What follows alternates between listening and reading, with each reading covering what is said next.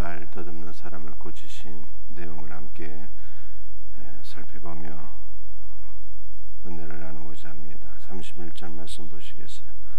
예수께서 다시 두로 지방에서 나와 31절 말씀을 보게 되면 여러 지명들이 나오는데요. 우리 지명에 대한 간단한 이해가 있으면 좋겠습니다. 가나안 땅, 즉 이스라엘이 있게 되면 이스라엘의 이 지도 생김새는 우리나라와 비슷하다고 제가 말씀드렸습니다. 동서는 짧고 남북은 길어요. 그런데 이스라엘 저 북쪽으로 올라가게 되면 지중해 이안안에 있는 도시들이 바로 두로입니다. 두로. 예수님께서 두로 지방에서 나와 시돈으로 가셨다 이렇게 말씀하고 있잖아요. 두로와 시돈은 지중해 이안안에 붙어 있는 이 해안 도시들이에요. 특별히 두로는 성경에서 많이 지명이 나오는데 솔로몬 시절에 두로 왕 히람이 성전의 건축을 위하여 필요한 재료들을 보내줌으로 말미암아 이 솔로몬이 성전을 건축하게 되죠.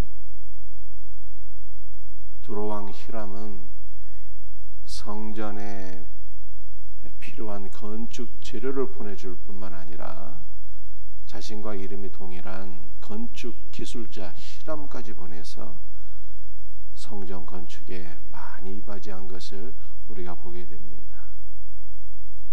그러므로 이 솔로몬 성전은 솔로몬 단독으로 지은 것이 아니라 이방 두로와 이스라엘이 연합하여서 함께 세운 성전이죠.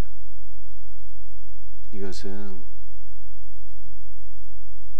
거룩한 새 예루살렘은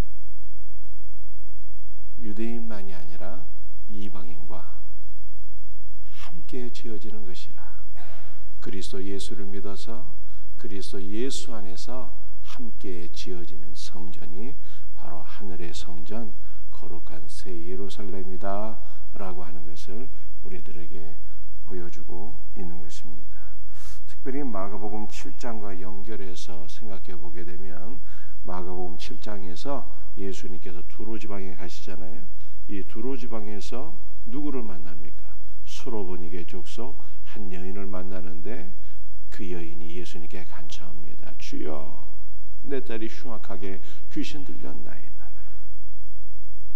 자신의 딸을 위해서 눈물로 간청하게 될 때 예수님께서 그 수로보니게 족속 여인의 딸을 고쳐주셨는데 이 모든 일들이 바로 두로에서 일어난 것입니다. 그리고 예수님께서 두로에서 시돈으로 가셨어요. 여러분들 우리나라 이 해안가 도시들이 우상 숭배, 이 미신이 극심하잖아요. 바닷가에 있는 도시들이 우상 숭배 미신이 많습니다. 마찬가지로 이 시돈도 우상 숭배의 본거지. 그 유명한 이세벨, 아합 왕의 부인이었던 그 이세벨의 고향이 어디냐? 바로 시돈입니다. 시돈. 이 시돈 출신 이세벨이 북이스라엘을 우상 숭배로 물들게 했고 남유다까지 우상 숭배로 물들게 하려다가 실패했던 것을 우리가 보게 됩니다. 이세벨의 고향이 시돈이었어요. 예수님께서 두로 지방에서 나와 시돈을 지나가시고 데가볼리 지방을 통과하여, 여러분들 데가볼리는 기억나시죠? 데가는 열이라고 하는 뜻이고 볼리는 폴리스라고 하는 뜻인데 10개의 도시다 이 뜻이에요. 예수님께서 이 데가볼리에서 누구를 만나셨습니까? 군대 귀신 들린 자를 만나서 쫓아주시고 그를 온전케 하신 것을 이미 우리가 마가복음에서 살펴보았습니다. 그래서 예수님께서는요 이렇게 이방인 지역에서 사역을 하셨어요. 두로와 시돈과 데가볼리 이방인 지역에서 사역하셨어요. 이것은 이미 구약에도 이미 선교의 개념이 이렇게 풍성하게 나타나 있는 것을 보게 되는 것입니다. 그러므로 우리가 이방 지역을 다니시며 선교하셨던 예수 그리스도로 인하여서 오순절 이후에 성령께서 임하시고 사도들을 통해서 전 세계 복음이 증거되고 오늘 우리도 예수 그리스도를 믿게 된 것입니다. 예수님은 이렇게 이방 지역에서 다니시다가 마침내로 어디로 오셨습니까? 갈릴리 호수에 이르셨어요. 그래서 예수님의 사역의 본거지는 바로 갈릴리 호수이었고 그 중에서도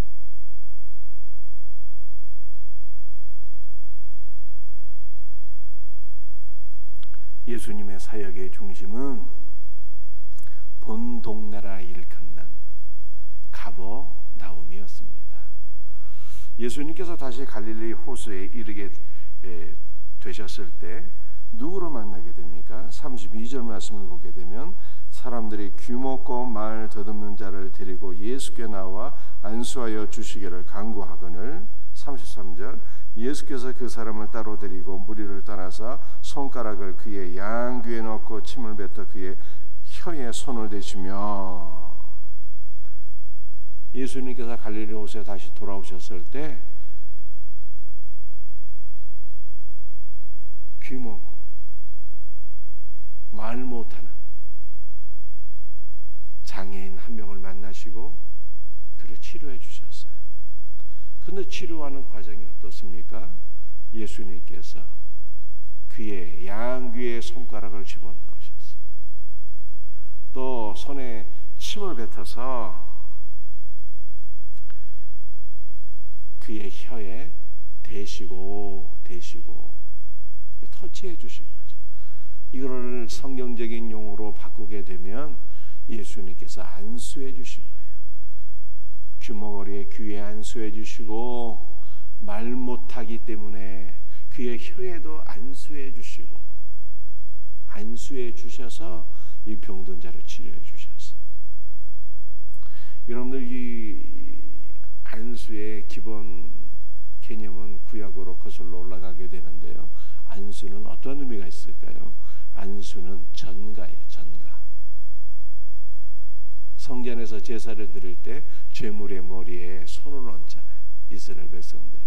그러면 죄 지은 이스라엘 백성들의 죄가 이 제물에게로 전가가 되는 거죠. 그래서 소와 양 같은 제물들이 죄를 짊어지고 대신 죽게 되는데 죄를 짊어지고 죽게 되는 그 소와 양은 예수님을 상징하는 것이죠.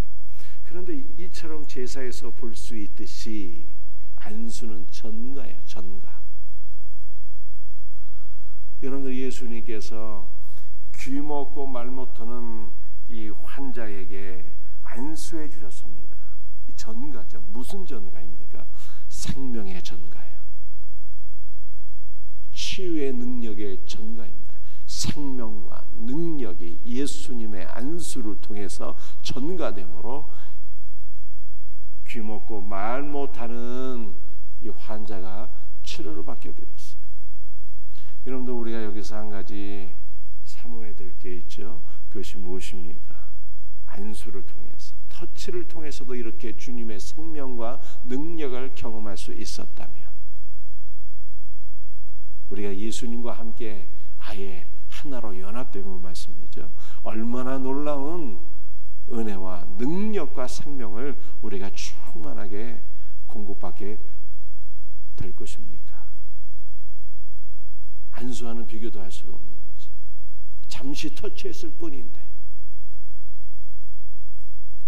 여러분들 제가 이 믿음에 대해서 이미 설명드린 바가 있습니다. 여러분들 참된 믿음은 무엇일까요? 참된 믿음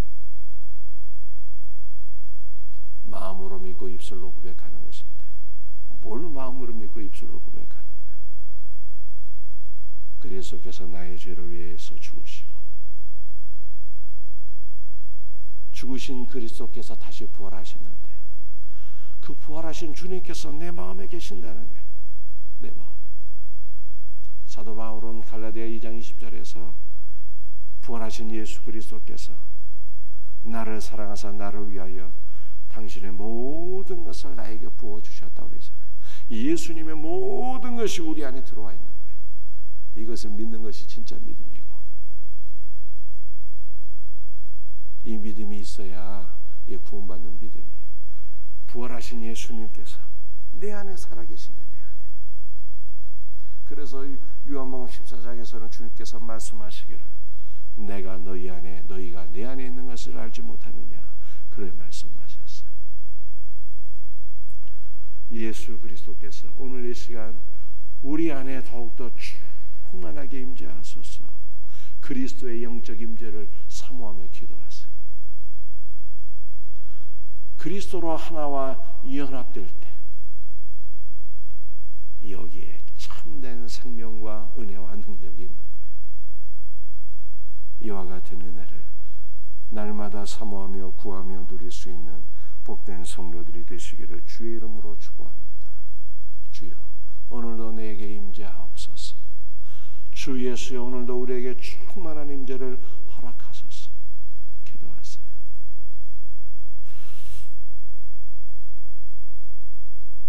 (34절) 35절 보시겠습니다. 하늘을 우러러 탄식하시며 그에게 이르시되 에바다 하시니 이는 열리리라는 뜻이라.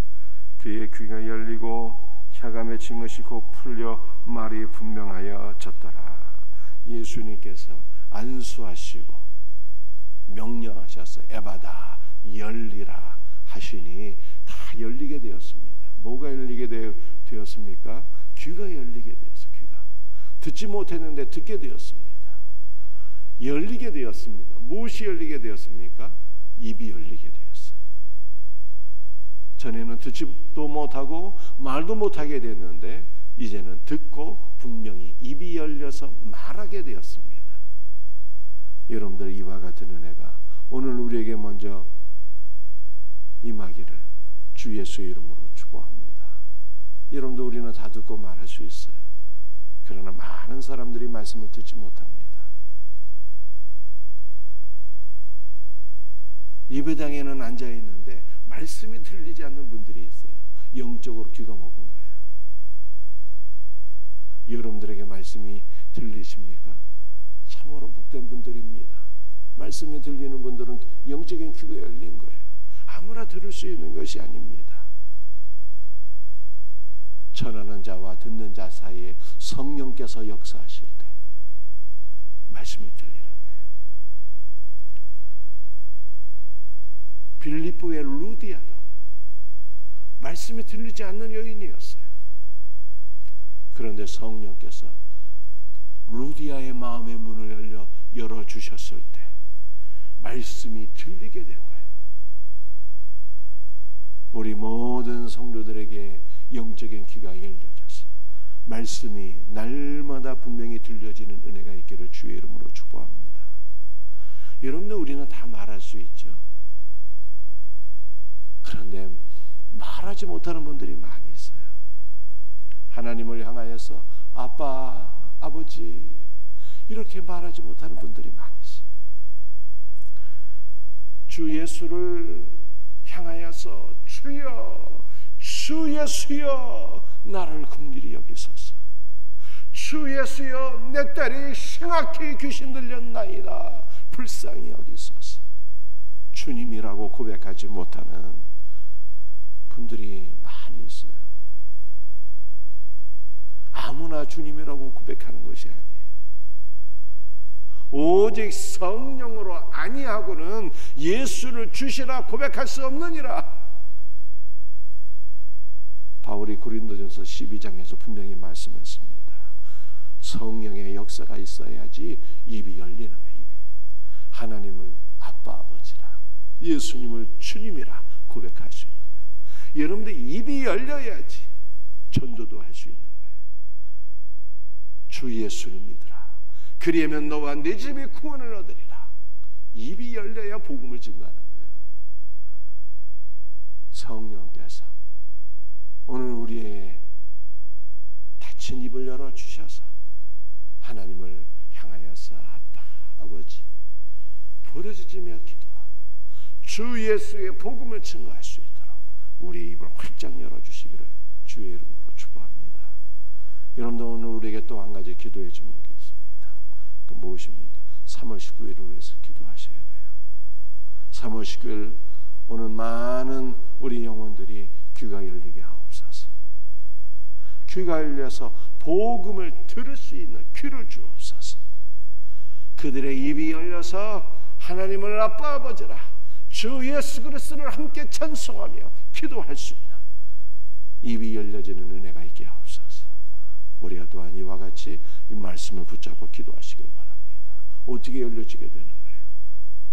주님이 안수하셨을 때 열려지게 되었어요. 에바다 열리라 명령하셨을 때 열리게 되었어요. 우리의 입이 열려지게 되는 것도 주님께서 성령으로 우리에게 임재하셔야 돼요. 루디에게 임재하셨던 것처럼 주 예수께서 성령으로 우리에게 임재해 주셔서 3월 19일 날 닫힌 귀가 열리고 입이 열려지는 생명의 역사들이 일어나게 하옵소서. 우리가 기도하시고 응답받는 우리 모두가 되기를 주님의 이름으로 축복합니다. 기도하시겠어요?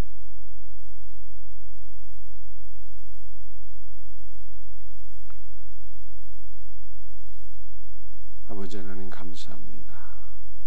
오늘도 마가복음 7장 말씀을 통해서 예수님께서 이방인 지역에서 복음을 증거하시고 두로와 시돈과 데가볼리를 통하여서 다시 갈릴리 호수로 돌아오셔서 듣지 못하고 말하지 못하는 불쌍한 영혼을 안수를 통해서 치료해 주셨던 것을 저희들이 기억합니다.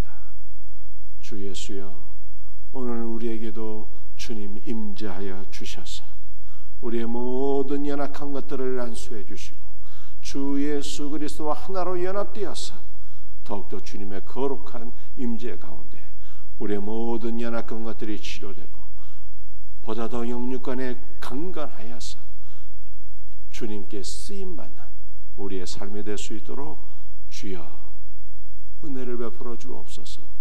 주님의 충만한 은혜와 생명과 능력으로 우리를 채워 주시옵소서. 주님의 영적 임재가 가득한 복된 생명샘교회가 되게 하여 주시옵소서. 주여, 우리 가운데 아직도 듣지 못하고 말하지 못하는 자들이 있습니까? 주님의 말씀이 들려지게 하시고 주님 앞에 부르짖어 기도하게 하시고 주 예수의 생명의 말씀을 증거할 수 있도록 우리의 입을 열어 주옵소서.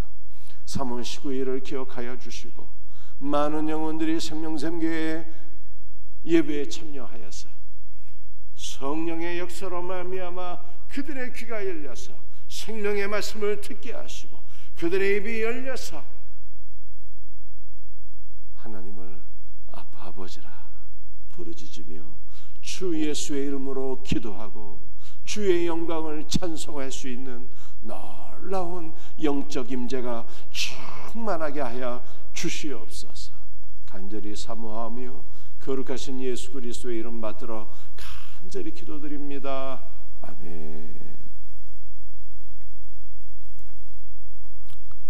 오늘 주신 말씀 붙잡고 간절히 기도하시고요.